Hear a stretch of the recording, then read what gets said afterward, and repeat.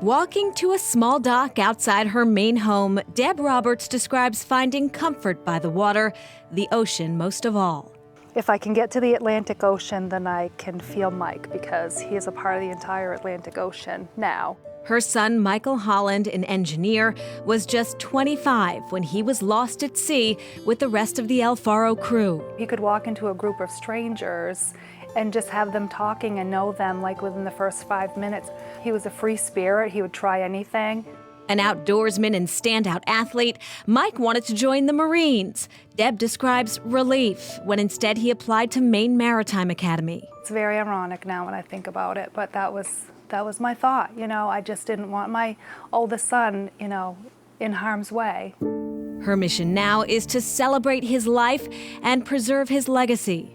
I think about Mike every single day, and when I found out that the ship had gone down and that there were no survivors, I made a promise to Mike that I would never let anybody forget him. Her Holland Strong Foundation grants several scholarships every year, Deb's way of honoring her son and giving back to the community that embraced her when he didn't come home. It was just absolutely overwhelming, still is to this day, just the support and the love. She has no interest in placing blame for the tragedy on El Faro, but is hoping for action. I just never really concentrated on why it happened and who did wrong in order for it to happen. My hope is that things can be put into place to, if at all possible, prevent it from ever happening again for his counterparts that are all out there day in and day out shipping. Requesting permission to enter the At Massachusetts Maritime Academy, lessons learned from the disaster are top of mind. Whether it be in meteorology class with hurricane avoidance, or whether it's bridge resource management, the importance of teamwork, when to challenge authority. Helmsman, right 15. Right 15. In this simulator, mistakes don't mean life or death. We've crashed into other vessels, we've grounded the ship. It's helped us realize that it is so important to communicate with the other people on your bridge team. At sea, an age-old hierarchy remains.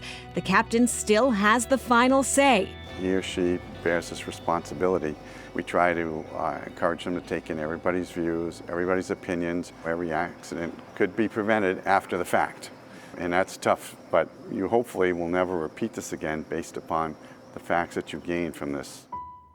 2 Mass Maritime graduates died on El Faro, including Jeffrey Mathias. A diesel lab here now bears his name.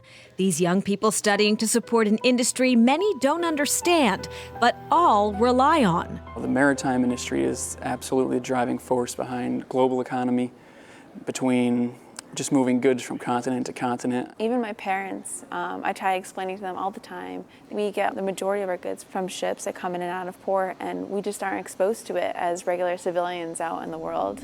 For Charlie Baird, the former second mate on El Faro, he says he might have kept shipping a couple more years, but after the disaster felt no need. He now works part-time with the Portland Harbor Master. It's just my little way of keeping in contact with the working waterfront. Before she sank, due to age, El Faro was slated to be pulled from her route and ultimately scrapped. Holding a brass door plaque from her bridge, Charlie can't help but think better oversight would have changed her course, and that of so many lives. Once the ship leaves the dock, the captain is responsible. He's the man.